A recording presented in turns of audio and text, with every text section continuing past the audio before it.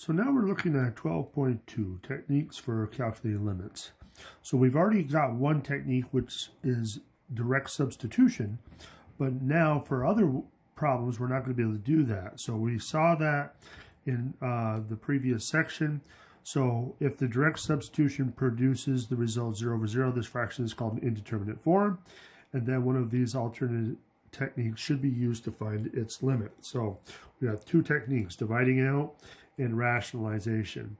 So dividing out, sometimes they call it canceling out. So, but it's the same technique. So this first one, it says, in many instances, by simply factoring the numerator and denominator of a rational function, a common factor can be canceled out. So hence canceling. The limit can then be found by using direct substitution on the simplified rational function. So in this case, if we substituted 1 into our original fraction, we're going to get 0 over 0. So 2 minus 1 is 0, 1 minus 1 is 0. So we get 0 over 0. But once you factor the top, you can see there is a common factor that will cancel out, and then you can do direct substitution on the remaining piece, which gives you a limit of 3. So it's a very nice, quick way to do a limit for indeterminate forms.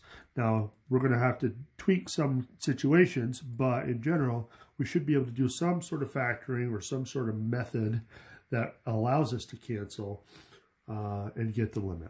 So let's try out a couple problems here. So the first thing you should do, just to make sure, because don't always assume that you're just going to start canceling. You got to first check to make sure it's an indeterminate form before you worry about canceling. So if you do direct substitution on this, we do get 0 over 0. So it is a candidate for a technique. So if we start to factor this out, hopefully you know that x squared minus 1 factors into x plus 1, x minus 1. If you don't, then might need to review some of that stuff. So now we can see the x minus 1's cancel.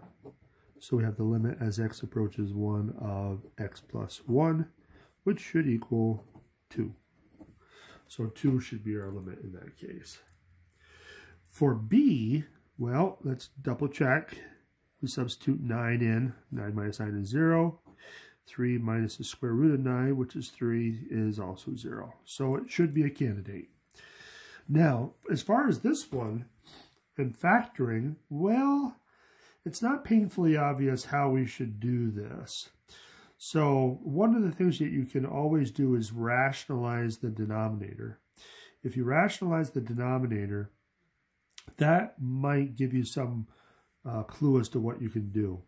So in order to rationalize the denominator, we're going to multiply by the conjugate. So on the top, we got t minus 9. And on the bottom, we got 3 minus the square root of t. So the conjugate of the bottom is 3 plus square root of t. And we'll use that on the top as well. So now I would not FOIL out the top. That's just going to give you a mess. But when you FOIL out the bottom, that hopefully will be something we can use. So let's leave the top alone. And on the bottom, we're going to get 3 times 3, which is 9. You got the inside, which is a minus 3 square root of t. The outside, which is a positive 3 square root of t. So those are going to cancel. And then the last is going to be a minus square root of t times the square root of t, which is t.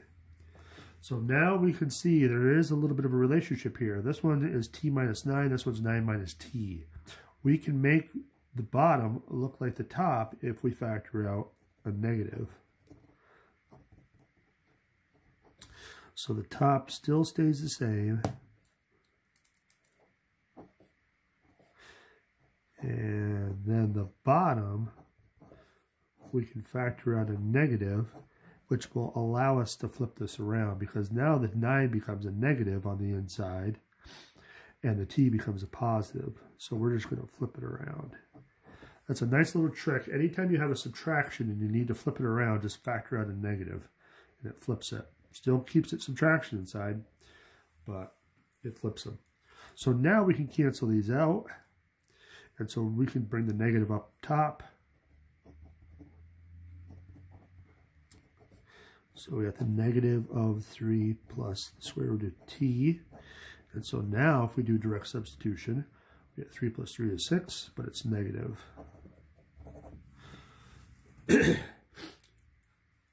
Okay, the last one on this page has a lot of fractions in it. And again, we still need to double check it. So if we plug in 4, we get 1/2 minus 1/2, which is 0.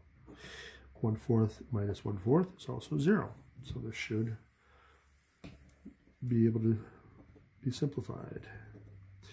So for this one, fractions. Anytime you have fractions, let's try to get common fractions and combined fractions and all that good stuff. That's always your starting point. So on the top, we got an LCD of 2x. On the bottom, we got an LCD of 4x. Now, you could probably combine them separately like that, but it's going to be a little bit faster, I think, if we use a common denominator for both the top and bottom simultaneously. So in this case, I'm going to multiply both the top and bottom by 4x. And that's going to eliminate all of our fractions. So let's see what we get.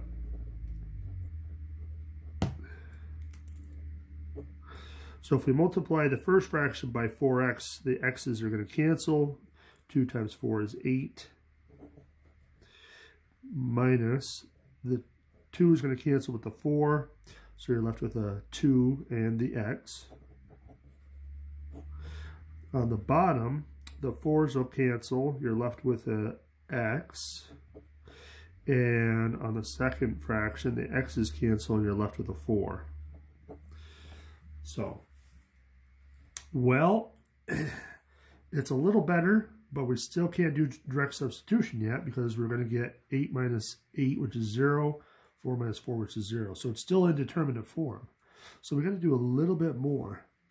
And the little bit more is going to be to factor the top. So if we pull out a negative 2, now remember, when we pull out a negative in a subtraction, we can just reverse the terms. So the first term is going to become an x. The second term is going to lose the 2, so it's going to be dropped down to a 4. And so now we can see where we can cancel. So those are going to cancel out. So you got the limit as x approaches 4 of negative 2, which equals negative 2.